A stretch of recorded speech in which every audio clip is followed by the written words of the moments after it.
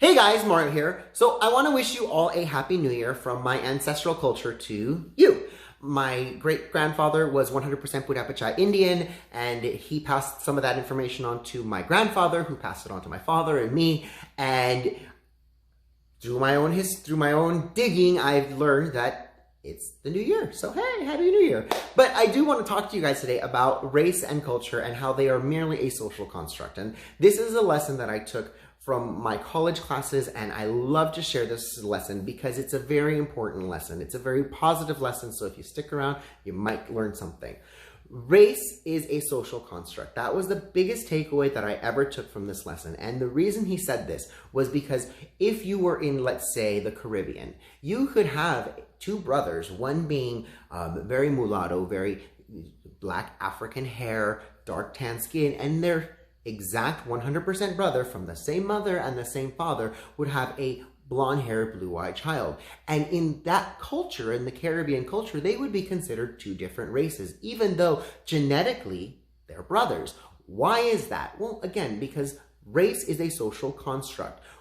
Race is something that people make up to divide each other.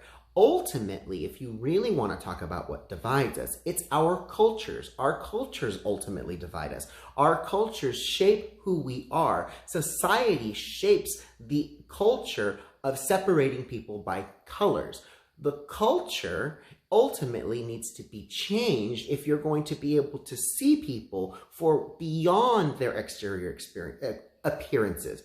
And when I was watching a YouTube video today of several people from the Middle East who got DNA results, they were surprised. They were from places like Libya, Morocco, Saudi Arabia, Iran, and they ended up getting results that had them being part Jewish, part Iberian, part Scottish, part Chinese, and they were surprised to hear, because they're like, well, my family's always been from the Middle East. I don't understand. Well, again, because genetically we are an amalgam of different traits and what we call phenotypes. If you haven't taken science, it's okay. It's just a really cool word, which means different attributes.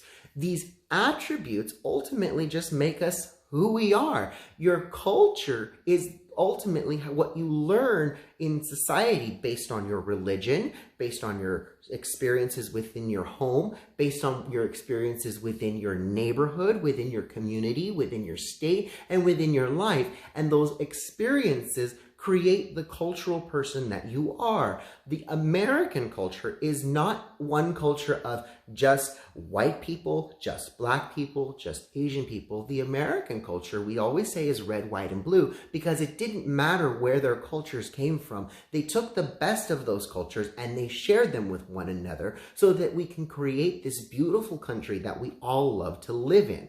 This is what I want you to take away, is that when we talk about cultures, we talk about people, we talk about cultures. We don't talk about races. We spread love, we spread joy. If we find a culture that's incompatible with the American society, we need to take caution and we need to make sure that that culture doesn't infiltrate our society and destroy our way of life. Because if a culture is into stoning people, if a culture is into making women submissive, if a culture is into sacrificing animals on the public square, we don't want that culture in our society. The American society has created a set of rules that is an amalgam of different cultures to create one society. Even our motto says, plurbus unum, says this: out of many, one community rises that is the best and the brightest